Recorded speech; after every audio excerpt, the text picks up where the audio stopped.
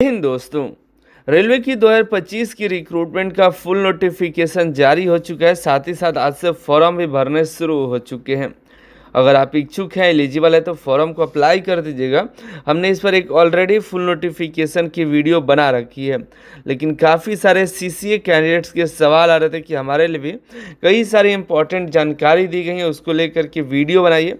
तो सीसीए वाले कैंडिडेट अगर आप हैं, अगर आपने रेलवे से अप्रेंटिसशिप कर रखा है, तो ये वीडियो अंत तक देखिएगा। जो भी जानकारी है सीसीए कैंडिडेट्स के लिए है, और अगर आपके कोई भी सवाल है तो ज़रूर कमेंट करके बताइएगा, या एप्लीकेशन डाउनलोड कर लीजिएगा, जहां पर रेलवे ग्रुप डी का 49 रुपये में आपको, मात्र 49 में आपको फुल मॉक टेस्ट मिल जाएंगे। और वहां पर व्हाट्सअप का ऑप्शन मिलेगा, वहां से जा करके हम व्हाट्सअप कर सकते हैं। जो भी प्रॉब्लम होता है उसको वहां से मैसेज करिए, तो आपको समस्या को समझने का प्रयास करें और आगे बढ़ाने का प्रयास करेंगे। देखिए, हम बात करते हैं सीसीए कैंडिडेट के लिए। बाकी देखिए, कई सारी जानकारी है, फुल नोटिफिकेशन वाली वीडियो में देख लीजिएगा। जो इसमें इंपॉर्टेंट जानकारी है उसको देखेंगे।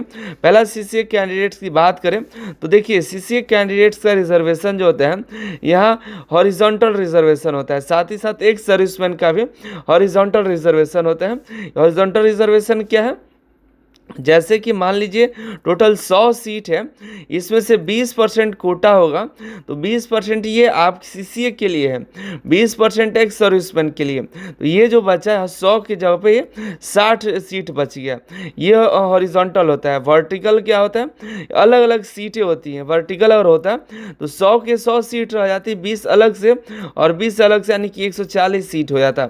लेकिन यहाँ पर जो है 100 ही सीट है, उनमें से 20 सीसीए के लिए और 20 एक सर्विसमैन के लिए यहाँ मिलता है। और भी एससी एसटी ओबीसी के लिए अलग से होता है, दिव्यांग के लिए अलग से होता है। ठीक है, यहाँ पर दिया गया है, और यहाँ साथ ही दिया गया है। और ए पीडब्ल्यूबीडी का भी यहाँ पर हॉरिजॉन्टल रिजर्वेशन है, तीनों का हॉरिजॉन्टल रिजर्वेशन में ही होता है। ठीक है, आगे बात करें, यहाँ इसके बाद एक बहुत ही इंपॉर्टेंट लाइन यहाँ पर दे रखी है 9.7 में, सीसीए कैंडिडेट ट्रेंड इन रेलवे एस्टेब्लिशमेंट में also apply against vacancies of any post without separate in marked CCA vacancies. यानी कि सीसीए की जो वैकेंसीज है उसके अलावा भी आप जो भी कैंडिडेट्स हैं वो अप्लाई कर सकते हैं सभी वैकेंसीज पर। सीसीए के साथ साथ आप अन्य जो वैकेंसियां उसके लिए भी आप योग्य होते हैं। Even this post they are eligible for age relaxation, और उस सभी जो पोस्ट है उस पर आपको एज रिलैक्सेशन भी मिल जाएगा। हम चलते हैं 12 नंबर टॉपिक से। सीसीए कैंडिडेट का सभी जानकारी शुरू होता है 12 पॉइंट से। पेज नंबर 26 है, ये हम तो नीचे आ गए। 12 नंबर देखिए, यह रेलवे अप्रेंटिसशिप के लिए यहाँ पर जानकारी दी गई है।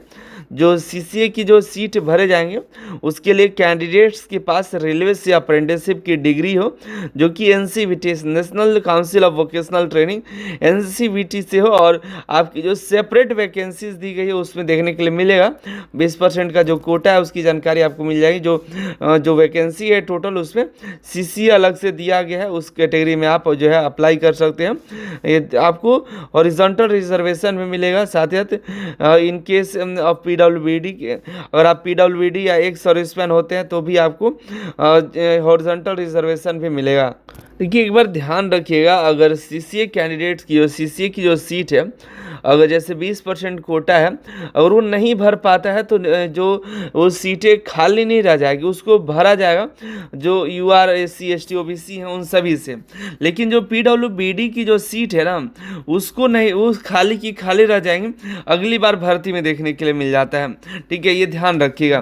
तो अगर आप ज़्यादा कैंडिडेट अगर नहीं मिलते हैं, जो जितनी सीटें उतनी नहीं मिलेगी तो चल जाएगी, जो रिजर्वेशन से बाहर चली जाएंगी। लेकिन अगर उतने कैंडिडेट मिल जाते हैं तो आपको 20% का रिजर्वेशन मिल जाएगा। हालांकि ऐसा नहीं होता है, लेकिन 2019 की वैकेंसी में काफ़ी सीटें खाली रह गई थी, जिसकी वजह से ये जो है रिजर्वेशन 20% कोटा से हट करके जो नॉर्मल कैंडिडेट थे उनको भी वो सीटें मिल गई थी। ठीक है, आगे बात करें कि कितने तारीख तक के कैंडिडेट्स जो है इसमें अप्लाई कर सकते हैं। दिया गया है 2 मार्च 2026 तक के कैंडिडेट्स जो हैं जिनका भी अप्रेंटिसशिप कंप्लीट होता है 2 मार्च 2026 तक वो एलिजिबल है। और ध्यान रखिएगा एक बात ध्यान रखिए कि कैंडिडेट्स जो हैं और उनका 2 मार्च 2026 तक अप्रेंटिसशिप कंप्लीट हो जाता है और पहले आपका रिटन एग्ज़ाम हो गया रहता है तो भी आप इसके लिए एलिजिबल हैं, ठीक है। और ये ध्यान रखिएगा लास्ट डेट तक 2 मार्च 2026 तक आपके अप्रेंटिसशिप का एग्ज़ाम हो गया रहना चाहिए। एग्ज़ाम जैसे प्रैक्टिकल का एग्ज़ाम हो गया रहेगा तो आप यहाँ पर एलिजिबल हैं और आपका अप्रेंटिसशिप कंप्लीट भी होता है 2 मार्च तक तो भी आप एलिजिबल हैं। दोनों बात होनी चाहिए, अप्रेंटिसशिप कंप्लीट भी होनी चाहिए, साथ साथ आपका एग्ज़ाम भी होना चाहिए। अगर आपका रिजल्ट नहीं डिक्लेयर होता है तो भी कोई दिक्कत नहीं है, लेकिन आपका अप्रेंटिसशिप कंप्लीट होना चाहिए और आपका अप्रेंटिसशिप का एग्ज़ाम हो जाना चाहिए, ठीक है। यह बताया गया है जो फिलअप करना है डिटेल मार्क्स का वो आपको स्टेटस में पासिंग जब पास हो जाएंगे तब आपको सर्टिफिकेट मिलेगा। तब आरआरबी पोर्टल पर मॉडिफिकेशन का विंडो जब ओपन होगा, जब समय आएगा तब जब ओपन होगा तो आपको अपना मार्क्स इंटर करने होंगे, ठीक है, ताकि आपका जो वेटेज एनसीवीटी मार्क्स का वेटेज मिल सके। अगर नहीं मार्क्सिट सर्टिफिकेट आता है करेक्शन तक तो आपके 0 वेटेज मिलेंगे। आपको एनसीवीटी मार्क्स का वेटेज नहीं मिला क्योंकि आपको यहाँ मालूम है दिया भी गया है एनसीवीटी का जो मार्क्स है उसका 1/3 मार्क्स यहाँ पर फाइनल मेरिट में तैयार किया जाता है। तो अप्रेंटिसशिप का मार्क्स इम्पॉर्टेंट हो जाता है।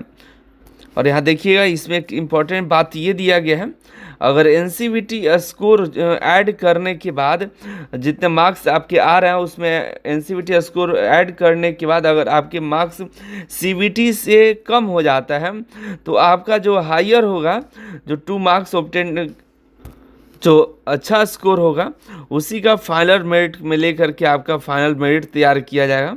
तो आपको घबराने की ज़रूरत नहीं है। अगर आपके नैक में अगर अच्छा स्कोर नहीं भी आता है अप्रेंटिसशिप में और आपका सीवीटी एग्ज़ाम अच्छा जाता है तो आपका फाइनल मेरिट जो है सीवीटी एग्ज़ाम के आधार पर बनेगा, न कि एनसीवीटी स्कोर के आधार पर, ठीक है।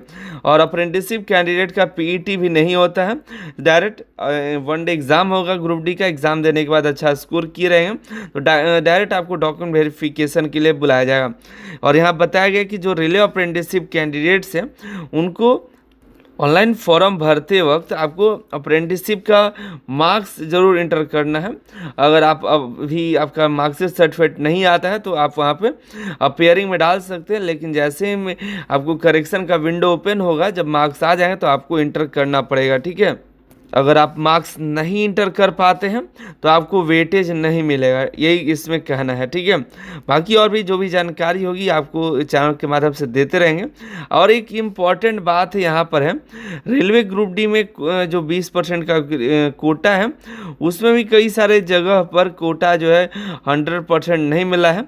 ज़्यादातर यहाँ पर WR में 85 सीट जो है आपको कम किए गए हैं, 2 और जगह पर सीटें कम की, टोटल 87 जो टोटल सीटें हैं वो कम देखने के लिए मिल रही हैं। उस पर बहुत जल्द आपको एक अपडेट देने वाले हैं। हम सबको मिल करके आरआरबी को मेल करना होगा ताकि इसकी सुधार करे रेलवे, क्योंकि 87 जो पोस्ट होता है कम नहीं होता है, 87 लोगों को नौकरी लग सकती है।